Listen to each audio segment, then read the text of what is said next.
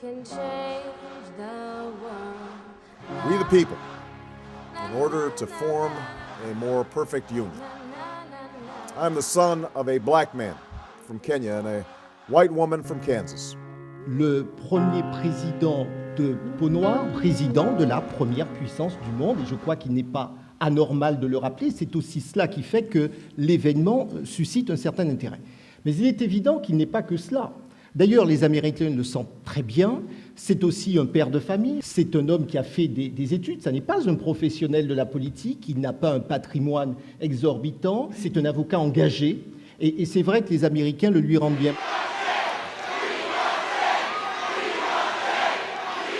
Ça peut être un atout en ralliant à sa cause des électeurs qui sinon n'iraient pas voter, mais ça peut être aussi un handicap, par exemple, pour convaincre ces Reagan Democrats.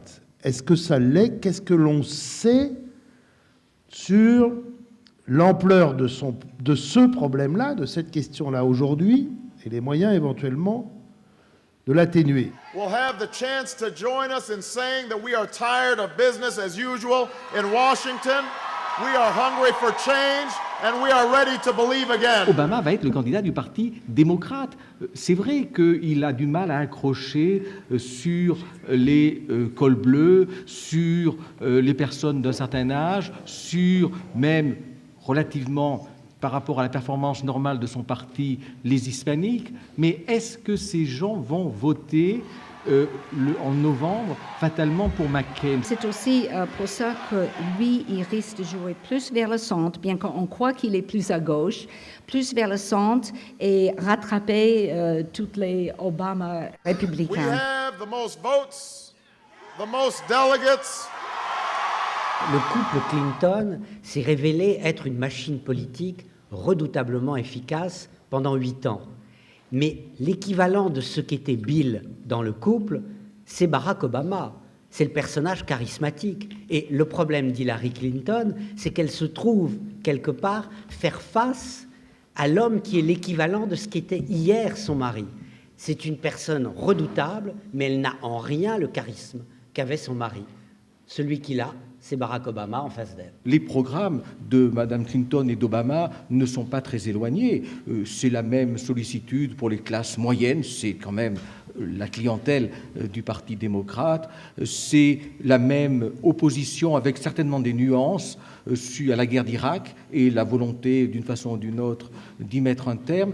Il y a non seulement le rejet de Bush, mais il y a la nostalgie d'une Amérique classique, porteuse d'un message d'espoir, une quête d'universel positif. Et au fond, l'Amérique avait trahi ses valeurs. Elle était passée de la culture d'espoir qu'elle incarnait à la culture de peur. Et donc il y a cette idée que le moment où Obama apparaîtra sur les écrans de télévision, le premier mardi de novembre 2008, comme le candidat victorieux, c'est possible, l'image de l'Amérique dans le monde, de soft power de l'Amérique, redeviendra ce qu'il était. L'image de l'Amérique dans le monde, en Afrique, en Amérique latine, en Asie, en Europe, et je dirais même dans une grande partie du Moyen-Orient, sera transformée radicalement. The same message we had when we were up and when we were down. That out of many we are one. That while we breathe, we will hope. And where we are met with cynicism and doubt and fear and those who tell us that we can't. En novembre 2008, la crise économique n'aura sans doute fait que s'amplifier. La situation en Irak ne se sera pas améliorée de manière spectaculaire. Et le rejet de Bush sera toujours aussi grand. Donc à partir de là, il y a comme un boulevard qui est ouvert aux candidats du Parti démocrate. Et ce qui m'inquiète quand même, c'est que je sens à travers les réponses, les études qui sont faites dans les opinions publiques, quand même une sorte d'ambivalence, d'ambiguïté. Comme si on mettait en avant le manque d'expérience du candidat, sa jeunesse, comme une forme d'alibi, pour ne pas dire, au dernier moment, on n'arrivera pas à voter pour lui parce qu'il est noir. On ramène la question noire pour dire, vous voyez, ça pose problème.